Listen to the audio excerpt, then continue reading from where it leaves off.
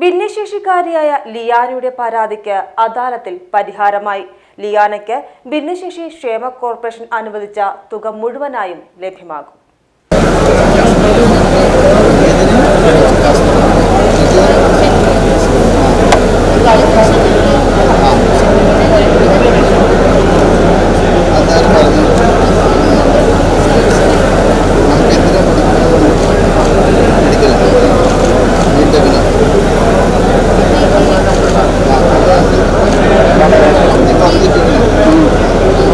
Electric wheel ചെയറിൽ മന്ത്രിമാരെ കണ്ട പരാതി പരിഹരിക്കാനെത്തിയ മാറഞ്ചേരി നടുവിൽ കോവിലകത്ത് ലിയാനയുടെ അടുത്തേക്ക് മന്ത്രി വി അബ്ദുറഹ്മാൻ വേദിയിൽ നിന്നും ഇറങ്ങി വന്നു.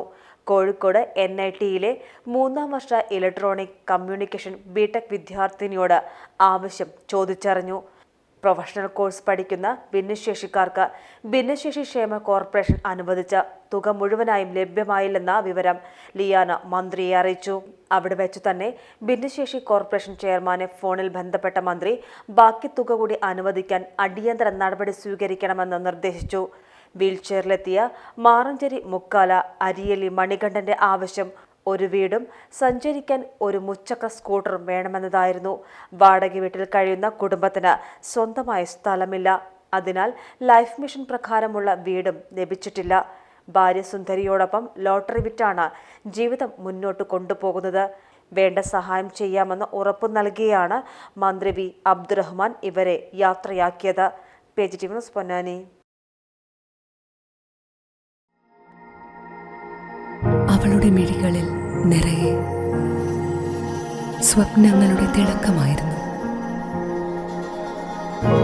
അവളിൽ ഒരു മഞ്ഞുതുള്ളിയുടെ സ്പർശം അതിനുണ്ടായിരുന്നു. ആ കനവുകൾക്ക് പനിനീർ പൂക്കളുടെ സുഗന്ധമായിരുന്നു.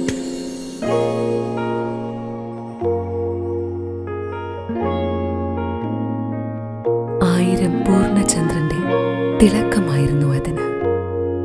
അവളുടെ ഇഷ്ടം അവൾ കണ്ടെത്തി. Asian gold and diamonds.